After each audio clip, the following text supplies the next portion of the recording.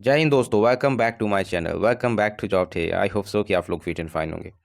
जी हाँ दोस्तों, मैं आपके समक्ष मिडिल स्कूल यानी 6 to 8 पेपर 4 के लिए जो आपका सब्जेक्ट प्रेफरेंस क्या आपको रखना चाहिए उसके बारे में इस वीडियो में जो है डिस्कस करेंगे। जैसा कि आपको मालूम होगा कि अभी जो फ़िलहाल जो आपका है सीटेट वालों के लिए जो न्यू रजिस्ट्रेशन जो किए थे उन्हीं लोगों का जो है फॉर्म का एडिट का जो है यहाँ पे ऑप्शन जो है दिया गया है। उन लोगों के लिए जो है एडिट हो रहा है। अभी पुराने ओल्ड वाले जो सीटेड जो है कैंडिडेट हैं या फिर जेटेड जो कैंडिडेट हैं उनको जो है अभी एडिट का मौका नहीं दिया गया है। तो बहुत सारे ऐसे जो हैं भावी शिक्षकगण फ्रीक्वेंट बेसिस पर ये पूछ रहे थे कि 6 to 8 के लिए मैंने फॉर्म तो भर दिया है लेकिन सब्जेक्ट प्रेफरेंस में क्या रखें। मैंने ऑनर्स में बी जो भी मैंने जो है ग्रेजुएशन के समय वो सब्जेक्ट नहीं पढ़ा था, तो क्या मैं वो सारे सब्जेक्ट अगर यहाँ पे रख देता हूँ सब्जेक्ट प्रेफरेंस में तो क्या मुझे आगे जाके प्रॉब्लम होगी? क्या मुझे इससे कुछ प्रॉब्लम हो सकती है क्या आगे जाके? तो बिल्कुल आपके सभी जो है सवालों का जवाब इस वीडियो में आपको मिलने वाला है। सारे डाउट इस वीडियो में मैं आपको क्लियर करने वाला हूँ विद ऑथेंटिक प्रूफ के साथ। तो वीडियो को अगर अंत तक वॉच करते हैं तो सारी परेशानी आपकी ख़त्म हो जाएगी। चाहे आप किसी भी जो है ऑनर्स के क्यों ना हो, आपने अगर बीएड कर रखा है मैथ और साइंस से, या फिर आपने बीएड कर रखा है सोशल साइंस से, या फिर आपने बीएड कर रखा है लैंग्वेज लैंग्वेज कोई भी लैंग्वेज से, तो बिल्कुल ये वीडियो आपके लिए रहने वाली है हेल्पफुल। अंत तक बने रहिएगा। सारी डिटेल आपको मैं बताऊंगा कि क्या सब्जेक्ट कॉम्बिनेशन आपकी होनी चाहिए पेपर 4 में। तो उससे पहले चैनल पर अगर फर्स्ट टाइम जुड़े हैं दोस्तों तो चैनल को जरूर सब्सक्राइब करके बेल आइकन को प्रेस कर लीजिएगा, ताकि कोई भी अपडेट जैसे की तरफ से सहायक चार्ज की रिगार्डिंग आती है तो आपको इन्फॉर्म मिल सके।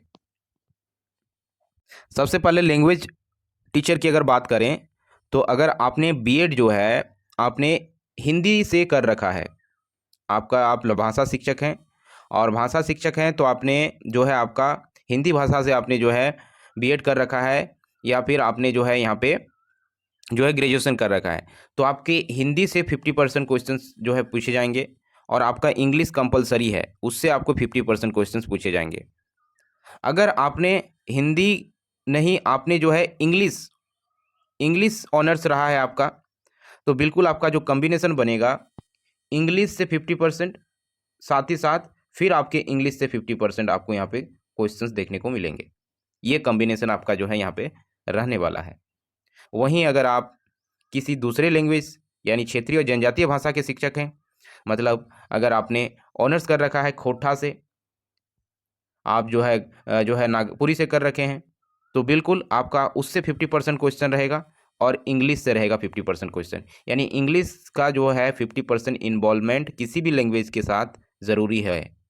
तो यही आपका जो है यहाँ पे सब्जेक्ट प्रेफरेंस में आपको डालना होगा।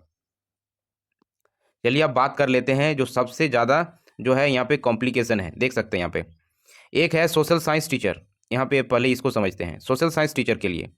तो सोशल साइंस टीचर के लिए इसमें अगर देखेंगे तो अगर आपने ग्रेजुएशन जो है किसी भी जो है सब्जेक्ट से कर रखी हो और आपने टेट क्वालिफाई किया है, सीटेट क्वालिफाई किया है, तो सोशल साइंस टीचर से ही आपको वहाँ पे सब्जेक्ट प्रेफरेंस आता है, मतलब उससे किया होगा।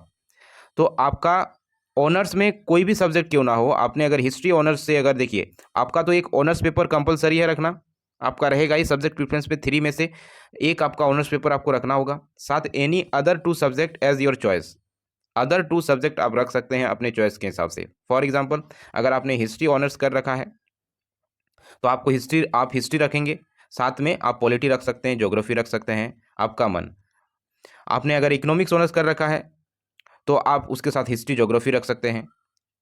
इसके बावजूद अगर आपने यहाँ पे ज्योग्राफी ऑनर्स कर रखा है तो आपका मन है कि मैं पॉलिटी रखूँगा, हिस्ट्री रखूँगा, तो बिल्कुल आप लोग ज्योग्राफी के साथ पॉलिटी हिस्ट्री रख सकते हैं। या फिर आपको अगर मन नहीं है कि मैंने हिस्ट्री ऑनर्स कर रखा है, मुझे ज्योग्राफी नहीं रखना है, तो आप इसको नहीं रख सकते हैं, आप इसके जगह पर इकोनॉमिक्स भी रख सकते हैं। तो यहाँ पे कोई प्रॉब्लम नहीं है। आप कोई भी 5 में से जो ऑब्जेक्ट जो अभी आपके जो वहाँ पे ऑप्शन दिए गए हैं सब्जेक्ट प्रेफरेंस में, वो किन्हीं 3 का सिलेक्शन आप कर सकते हैं। इससे आपकी कोई प्रॉब्लम नहीं होगी आगे जाके, कहीं कुछ नहीं होना है आपका। बिल्कुल आश्वस्त रहें और ज़्यादा इस पे दिमाग मत लगाएँ। बस आप ये ध्यान दें कि आपका जो ऑनर्स है, एटलीस्ट ऑनर्स तो आप ज़रूर रखेंगे, जो भी जिस विषय से आप किए हैं वो ऑनर्स पेपर आप रखेंगे साथ में। और कोई भी 2 सब्जेक्ट, भले ही आपने ग्रेजुएशन के समय उस चीज़ को पढ़ा है नहीं पढ़ा है, कोई मैटर नहीं करता, आप रख सकते हैं। वहीं बात करते हैं, देखिए ये सोशल साइंस टीचर ये हो गया आर्ट्स वालों के लिए। दूसरा एक आपका सोशल साइंस में ही कॉमर्स वाले भी आ जाते हैं। तो बहुत सारे ऐसे भी कैंडिडेट हैं जो कॉमर्स बैकग्राउंड से हैं और उन्होंने जो है ग्रेजुएशन कर रखा था अकाउंटेंसी से, बिजनेस स्टडीज से कर रखा था। तो उनका सब्जेक्ट कॉम्बिनेशन क्या बनेगा, उनका सब्जेक्ट प्रेफरेंस क्या होना चाहिए। तो उन लोगों के लिए भी यही है, देख सकते हैं आप अगर बिजनेस स्टडीज़ से अगर ग्रेजुएशन किए हैं, साथ में बीएड कर लिए हैं, बीएड तो कंपलसरी है ही, तो उसके साथ आप इकोनॉमिक्स हिस्ट्री भी रख सकते हैं, अकाउंटेंसी हिस्ट्री इकोनॉमिक्स भी रख सकते हैं, या फिर इसमें से कोई आपका मन नहीं है, क्योंकि देखिए बिजनेस स्टडीज़ और अकाउंटेंसी मिडिल स्कूल में नहीं पढ़ाया जाता, तो आपको कोई दिक्कत नहीं होने वाली। अगर आप इकोनॉमिक्स हिस्ट्री और ज्योग्राफी भी रखते हैं जो सब्जेक्ट प्रेफरेंस में, तो आप रख सकते हैं, कोई प्रॉब्लम नहीं होने वाली है।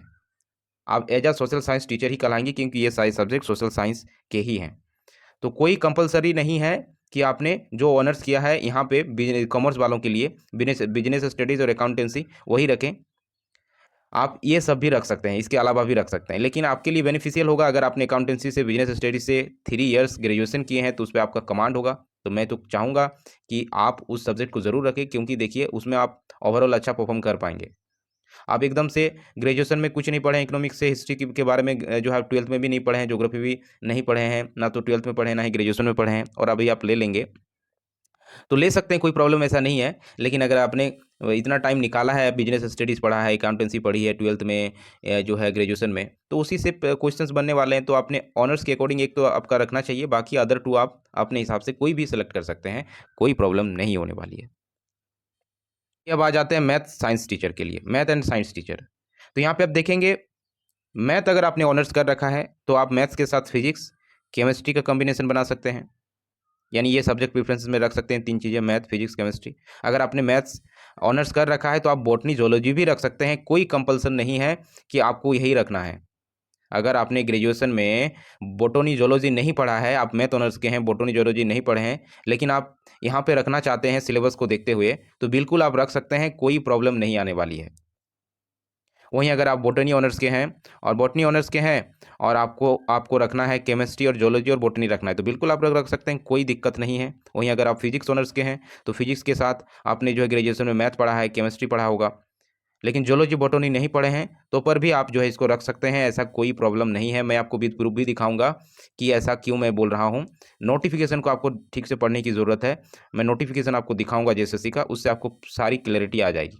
वहीं अगर आप केमिस्ट्री ऑनर्स के हैं तो केमिस्ट्री ऑनर्स के हैं तो उसके साथ आप बॉटनी रख सकते हैं, जूलॉजी रख सकते हैं, या फिर आप मन करे तो मैथ्स भी रख सकते हैं, फिजिक्स भी रख सकते हैं, आपकी मर्जी, कोई भी आपका जो है यहाँ पे सब्जेक्ट प्रेफरेंस आप डाल सकते हैं। लेकिन मैं एक बात बताना चाहूँगा कि अगर आप मैथ ऑनर्स के हैं तो आप उसके साथ फिजिक्स को ज़रूर रखें।